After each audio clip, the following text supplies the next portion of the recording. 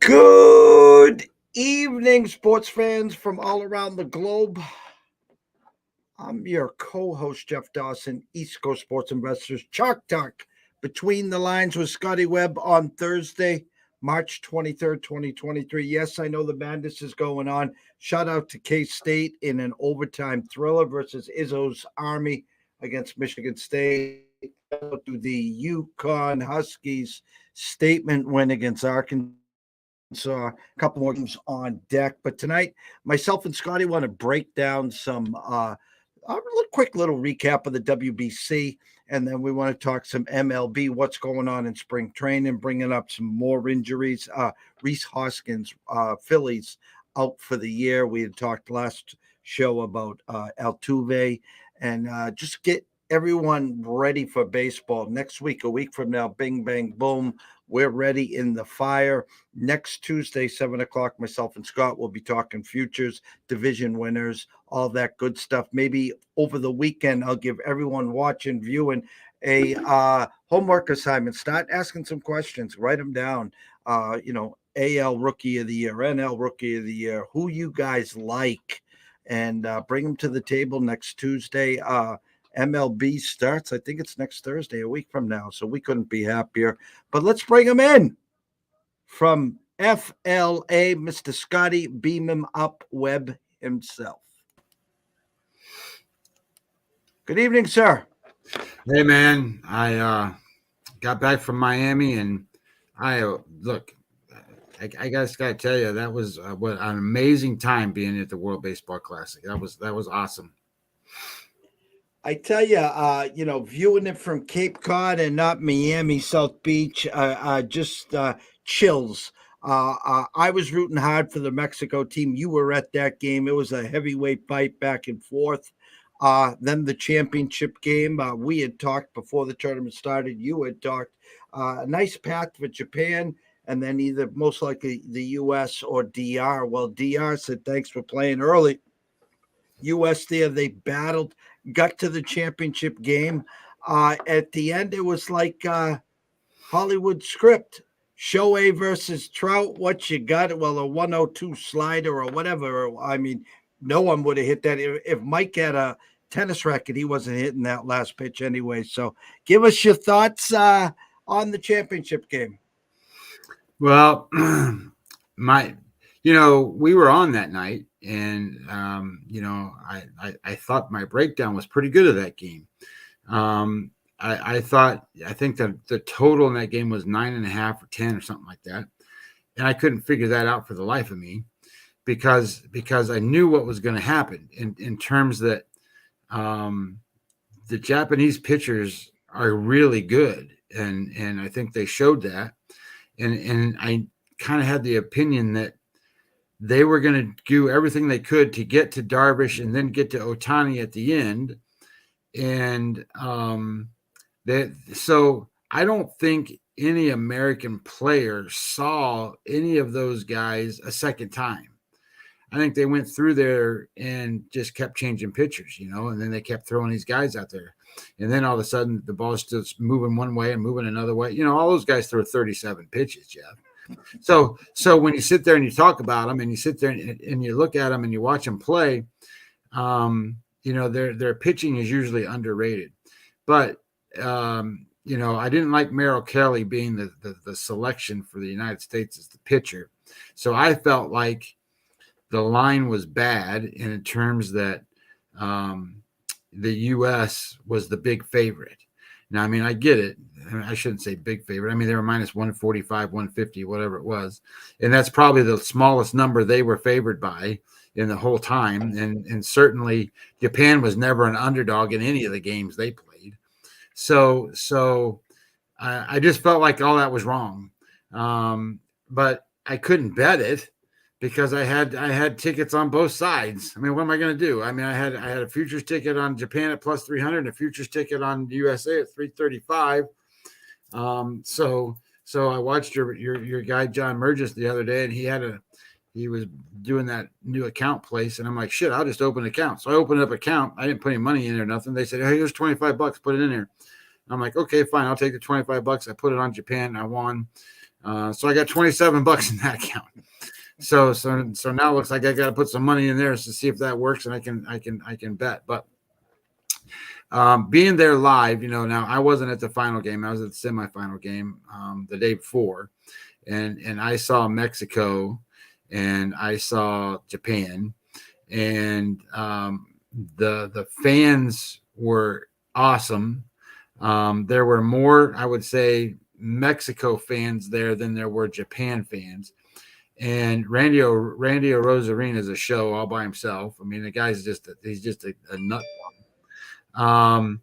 But he's really good with the people. Like he'll go out there and out there in left field, there's a bar behind the chain link fence out there. And he was talking to those guys and just playing with them, and walking over and, high-fiving them and stuff. And then when they hit that home run and he brought it back in, it was like, oh my God, he's going to be a god to those people. And they just started chanting his name. And, he did the fold across his chest thing, and he didn't show the ball for a long time. So, and then every time he would go make a catch somewhere, which was pretty routine, they thought he was, it was great, and he did a really good job of playing to them and talking to them and all that. So I thought he was great. And the game was great because, Urias hit that home run, put them ahead 3-0. And then your guy comes up, Yoshida, and he hits a home run, ties the game. And then all of a sudden Mexico goes right back and scores again. And then, and then in the last inning, Mexico's ahead. And I'm like, holy crap, Japan's going to lose. And here goes my ticket.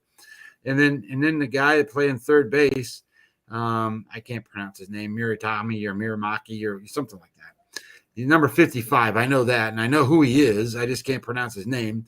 He's the all-time single-season home run leader in Japan. He hit 56 home runs to pass Sadahara O's record. And Jeff, he's 23 years old, that kid. So he not only did that, but he was third in the batting average. He was number one in runs scored, number one in RBIs, number one in home runs, and basically number one in everything except for the batting average. So he couldn't win the Triple Crown for them. And he was struggling. And then he gets that big hit double, and they put a pinch runner in, which was surprising to me because that was Yoshida on first base. And they put a pinch runner in for Yoshida. This guy hits a double, and the guy that's rounding third base almost runs up the back of the guy that scored, and he scored the second run to win the game. And I was like, oh my God, look at this little guy run.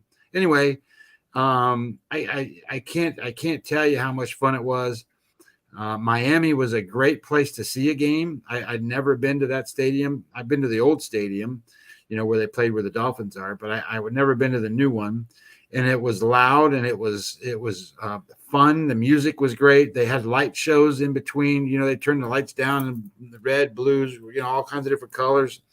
And afterwards, I'm sitting right next to Japan fans, and there's Mexico fans a couple rows in front of me.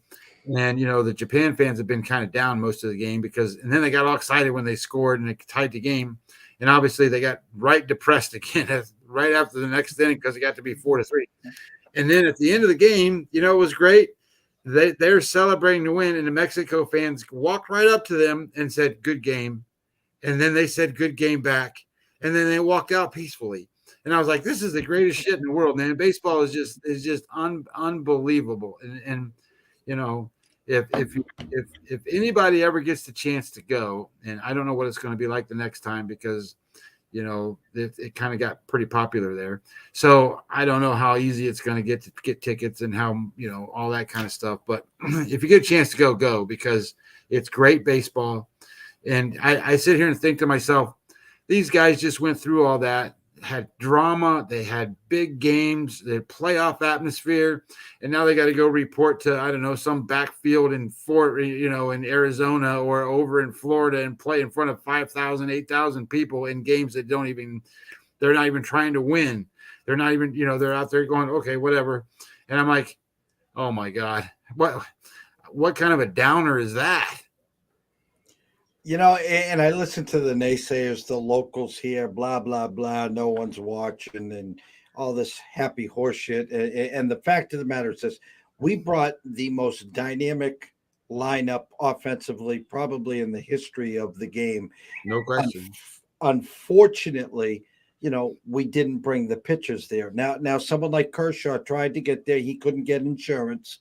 Look what happened to Edwin Diaz, obviously Altuve. So pitching is such at a scarcity. And if I'm an owner, GM, and I got a young kid, or if I had an ace, you're not going to waste a Verlander. You're not going to waste a Max. So the fact of the matter is, Japan was the better team, top to bottom, because why they had enough resources in pitching. You called it perfectly. Hey, we're going to let you see the lineup once. That's it. You're not going around the second. It's almost like when we're playing our MLB in the regular season. Why do I like first fives so much? A, because we're backing the starter pitcher, the starter. And number two, offensively, when you're doing the team totals, how many times can you get to the top of the lineup? We try to get there the third time in the fifth inning.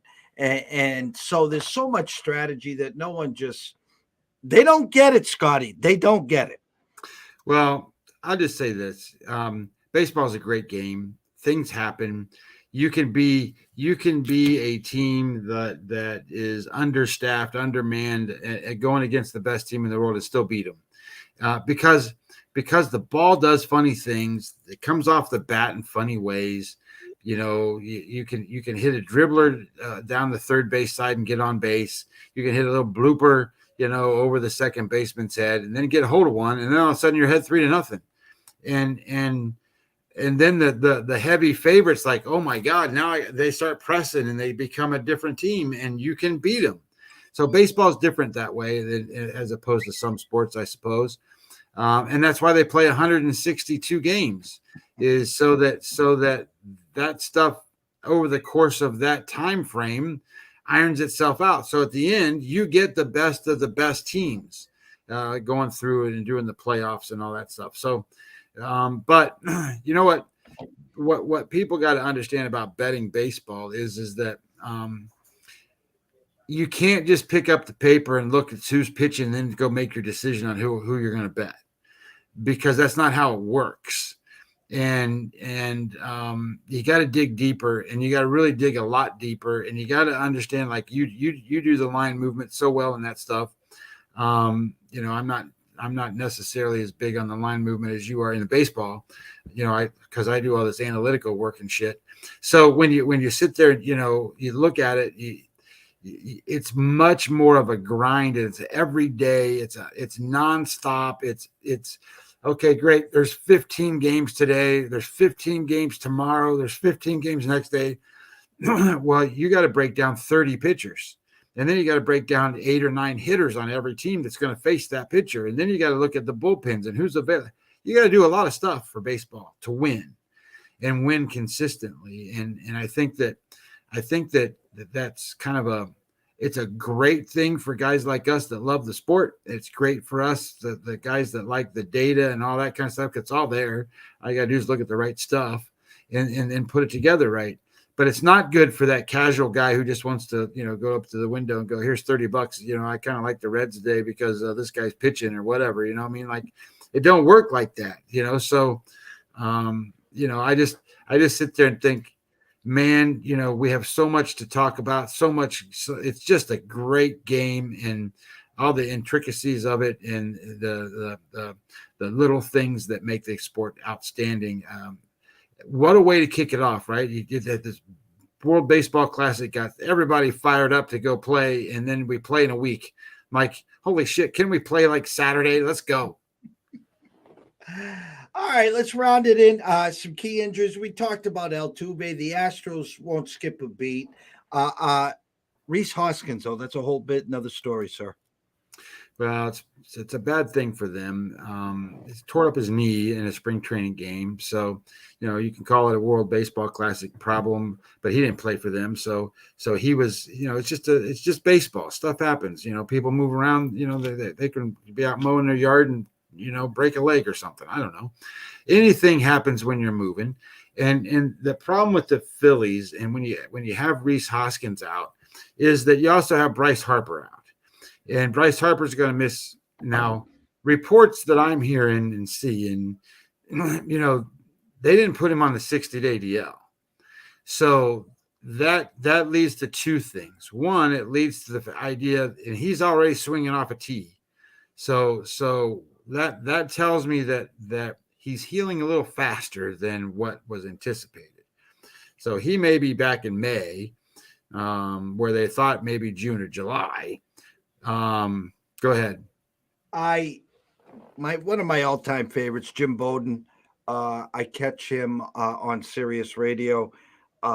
He was talking about 10 days ago, Scotty, and he says, listen, don't quote me, but his source says that Bryce is way ahead of schedule, hence them not putting him on the 60. And the initial thought was they were going to get him at the All-Star break. And again, Jim says, again, don't quote me, they will have him well before the All-Star break. I think so too, from what I'm kind of reading between the tea lines or tea leaves or however that phrase goes. But then they're going to need him because they're playing their third team in a tough division where you've got the Braves and the Mets.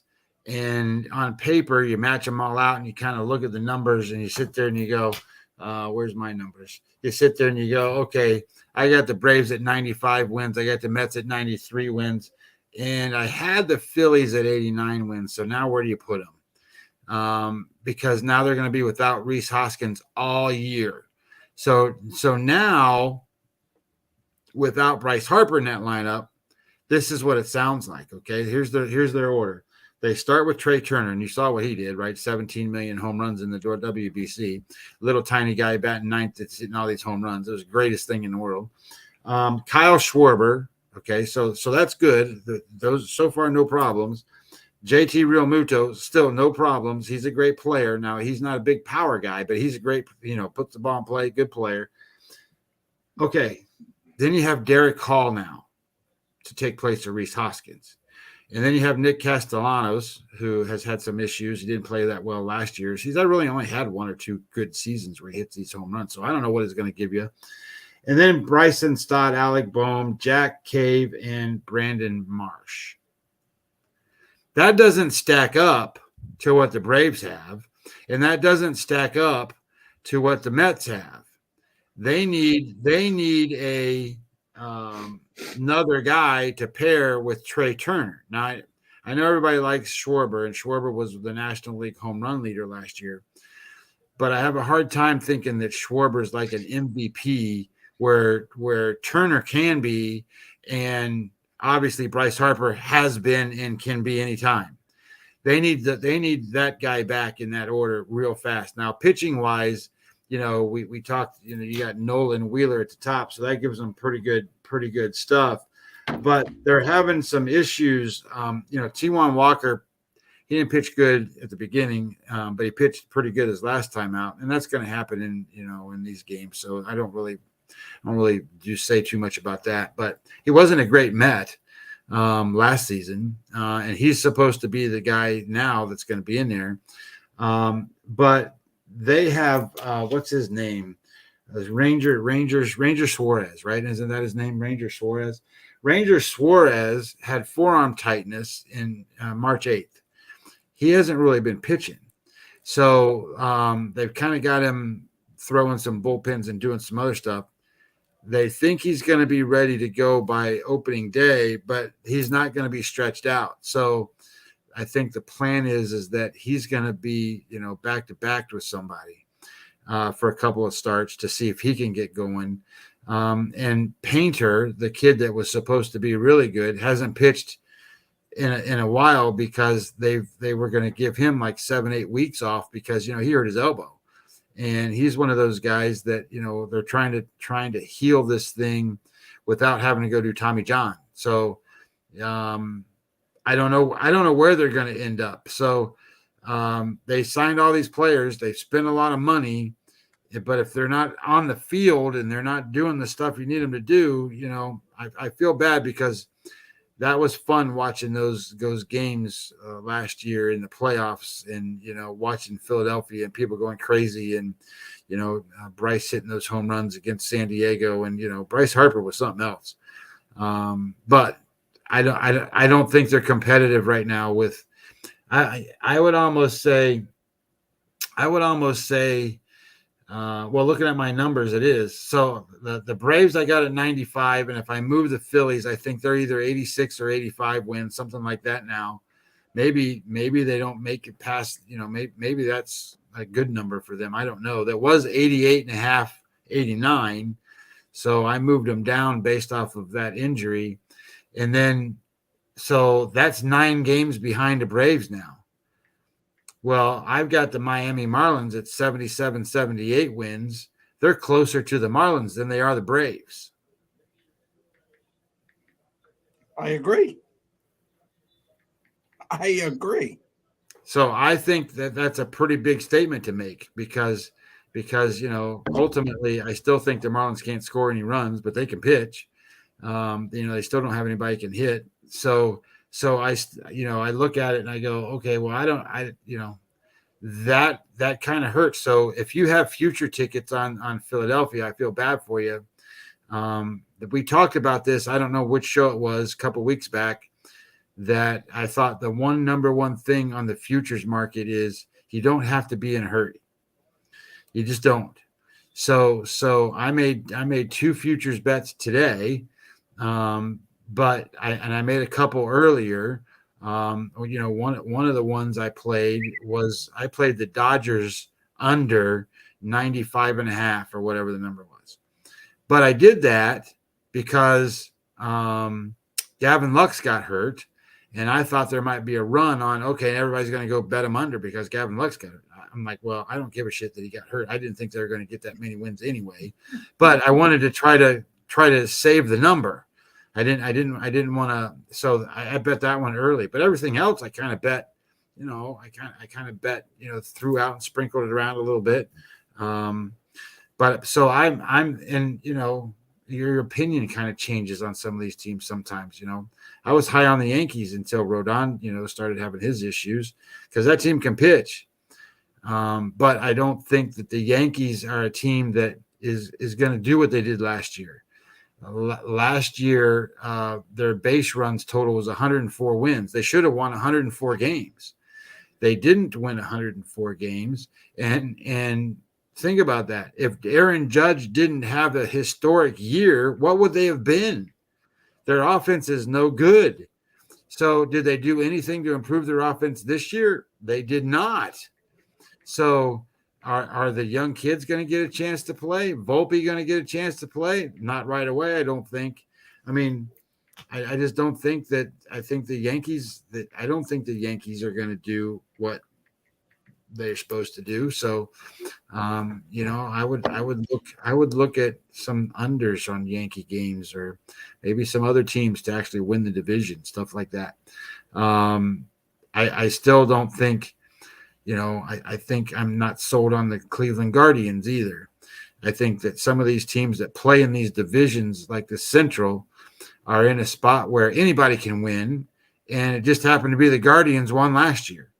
Well, think about it. You and I talked about this until my face was as blue or purple or whatever color I can be about that damn Tony La Russa. So, he was sleeping in a dugout and couldn't get along with the players and whatever. I mean, the guy was a joke. So now they got a guy that at least, can probably engage the players a little bit. And then, but did you watch Cuba play? Did you see how Lewis Robert and Moncada are? I don't mean that in a disrespectful way in any way or shape or form, but there's a certain thing to some of these players that are more self-centered, selfish kind of things than they are team-oriented, try to win as a group thing. And, those two guys remind me of that and play like that. And I don't think Chicago can get out of that thing. Lance Lynn pitched pretty good, and they're going to need him to pitch pretty good. So, they could win just as easy as Cleveland is. But don't sleep on Minnesota, man. No. Minnesota's good in that division. As we wrap up tonight, because I want everyone watching and listening, homework assignment. Write down some props, write down some awards, divisions, questions you guys might have, especially for Tuesday night. Myself and Scott will be back at 7. Opening day Thursday, right? Correct, Scott? Open day's Thursday. I already did Webby odds for one of them because I'm like, look, shit, I got a pitching matchup. Let me see what this looks like. And of course, it happens to be the Reds and the Pirates.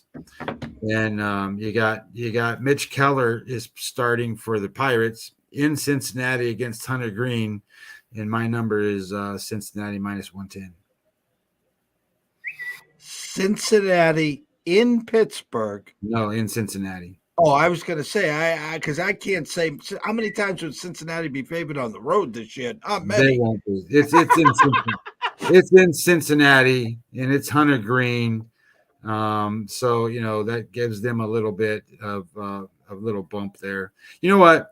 The Cincinnati Reds are not a good baseball team, but they have 3 pretty decent starting pitchers. If Hunter Green gets his shit together for a game, he is a starting pitcher that threw more 100-mile-an-hour plus pitches than any starting pitcher last season. He's got stuff. And then they have 2 other guys that can pitch. What's the guy's name? Ludlow. Yep. That guy, and the other guy is it begins with an A. It's what is his name? Can't think of it, but I'll get it. His name is Graham Ashcraft. Those 3 guys can pitch. And so that's going to give them an opportunity, but they can't pitch like the Marlins can pitch. No. So, but they can pitch. But they, they're terrible, man. Will Myers is going to bat third for this team, for God's sakes. Will Myers is going to bat third.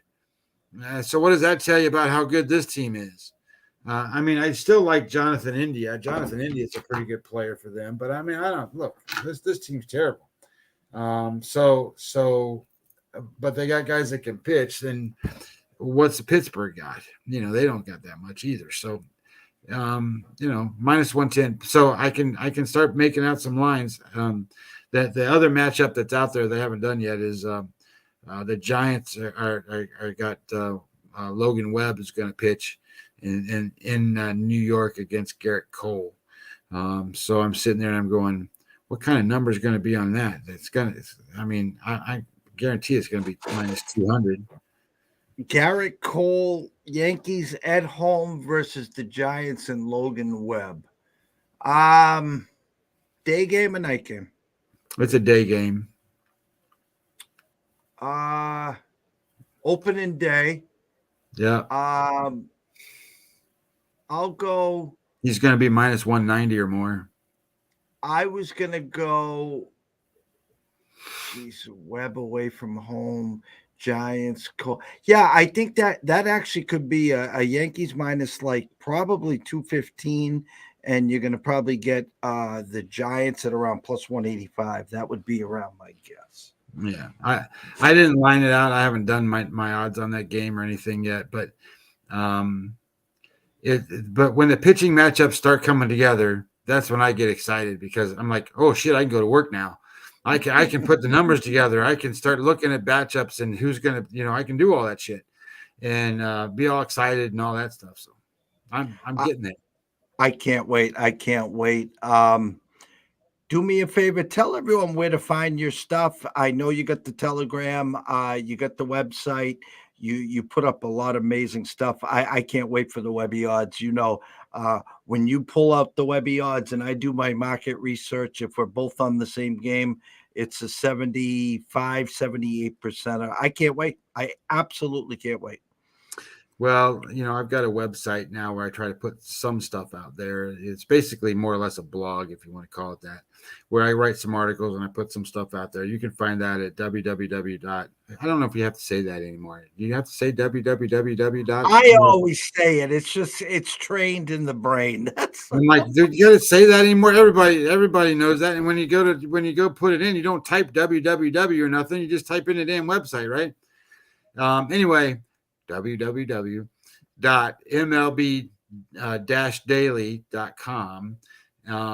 But one of the other things you can do is like like Jeff was talking about, I do have a Telegram page, but the Telegram page is for people that actually want to learn more about what I do, because I do have proprietary data that I put there. I put Webby odds there. I might even put up my, and I don't know how interested people would be and how detailed the stuff is, but I have pitching reports I do every day. And I can post them in there. And if people like that, I'll keep it in there. If they don't like that because it's too much stuff and it's too detailed and stuff, I will just take it out. But the point being is it's not that I want to show all this stuff, because who gives a shit about all this stuff? You can go to Fangraphs and get as much shit as you want.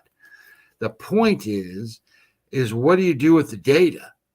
Because only certain data adds and creates a story. And if your story doesn't make sense, then you can't make a bet. So you need to have pitchers aligned and look at certain things, and batters aligned and teams, and go, well, this story makes sense that this guy's going to have trouble, or this is going to be the case. And then you go look at it and you make your bets, right? So you make your stories, and that's what the data does. And that's what I do. But I don't do it. I don't even think I look at runs and RBIs and average and all that stuff too much. It's all sabermetric stuff. So, you can get very specific stories. You can utilize the data for specific things. And anyway, the point being is I do all that stuff, and I make bets. And if you want to follow my bets, it costs you $49 for a month. That's it. $49.